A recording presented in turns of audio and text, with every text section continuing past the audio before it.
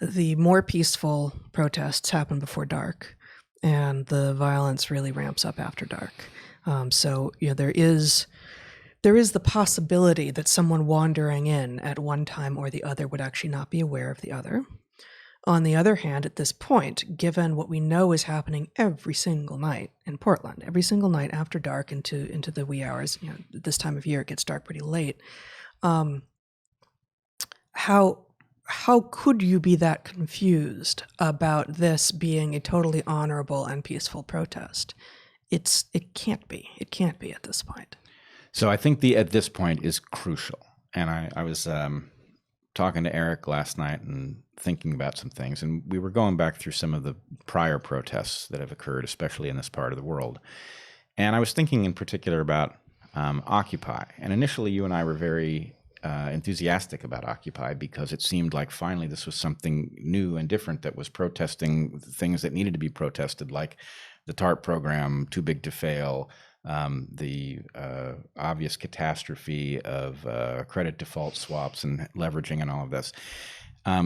And the thing was, there was the sense that we hadn't seen anything progressive in decades, maybe at all in our lifetime. And suddenly there was motion where suddenly we were protesting the things that needed protesting. Mm-hmm. And the problem is, inside, it then became clear that it went from a protest against it was a coherent protest to an anarchist protest. And I tried to persuade, I wrote a couple of articles, in fact, trying to persuade them that anarchism was an answer to nothing and that they needed to get back on track, which of course didn't work.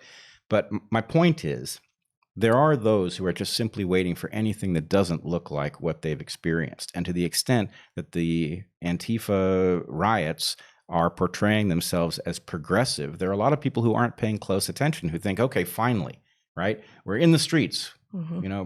Protesting for the right thing, when in fact they're protesting for the wrong thing. They're protesting for the uninvention of all of the liberal principles on which the nation was founded and to which we were headed. So, well, and you saw more than I did, even in Occupy, as you watched it unravel from the inside, a specific rejection of the idea of leadership, right? A specific rejection of the idea that individuals should be in position of leadership or able to not necessarily dictate, but have the role of being able to help facilitate situations and groups of people such that decisions could be made. The idea of hierarchy was itself anathema, right? And so this struck both of us as delusional, right? It is this utopian vision that has no chance of actually happening. We can do better. We can certainly do better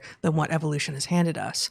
And we have lived in much more hierarchical ways in the past with much more rigid roles around lots of things like race and like sex than we need to. But the idea that hierarchy is itself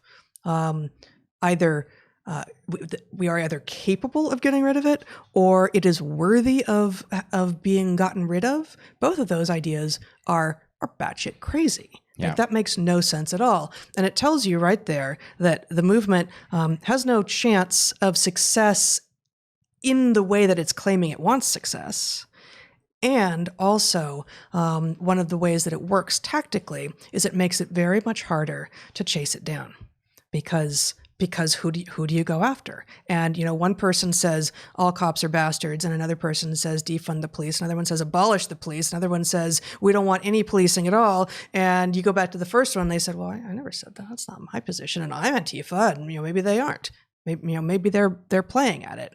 And so the lack of leadership is not only insane if you try to scale that up at a societal level, but it is actually also incredibly effective at a tactical level with regard to street level riots. Yeah, it runs through your fingers as you try to pin down what it is that we're even talking about. So I was asked on Twitter, this guy begins by saying, I'm a big fan, love what you guys are doing, but I do want to ask you, do you think that living in Portland This is a quote from him. Do you think that living in Portland, which seems like ground zero for the woke-volution, is coloring y'all's hopes and fears for the future? For example, I live in a small town in Virginia.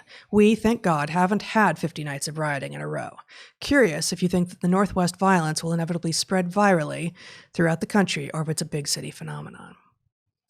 And one of my first responses to that, and we should talk about it, is, as we've been saying for decades, but publicly since Evergreen blew up, what happens on campus doesn't stay on campus, guys. It was never going to. And so this is a direct result of what's been going on campus.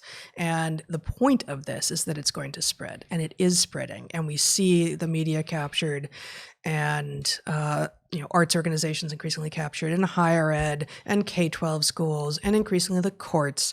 And it's capture one by one by one. So it is quite possible that our lens is clouded, that we are seeing this. On the other hand, actually, we live in a part of Portland where we don't have to run into this at all. We don't see it unless we choose to go to it and figure out what we can see with our own eyes, as opposed to what's been filtered by other people. So that's also a filter that people are seeing. Oh my God, you're in Portland. Are you safe? Yeah. It's a few very limited, very minor, very horrifying, very at risk of becoming giant sets of movements that are happening in both downtown and Eastern Portland. Yeah. I think, we should probably at some point catalog the misunderstandings that we think people we're talking to are having. One of them is that this is about symbolic stuff. This is very definitely about power over material things. Yeah. Ultimately, this results in a transfer of material things through mechanisms that are not legitimate, but nonetheless, the horizontal nature of this whole movement means that it is now infused in every place that can make a judgment. And so, hiring, firing, the courts, every place that can make a judgment, there is now an expectation that these things will go in a particular direction. Yep. And, it can't work. It's a very short-term strategy, but will it ultimately get to you? It will get to you. And, who's telling you that? The people who said that it was going to escape, the university system back when Evergreen was the type specimen. So I think it's just certain that if something does not turn the tide, that this will ultimately wash over everything. And it will, of course, render the U.S. a feeble power, which will create a power vacuum. And then we'll find out what dynamics are really going to govern our lives.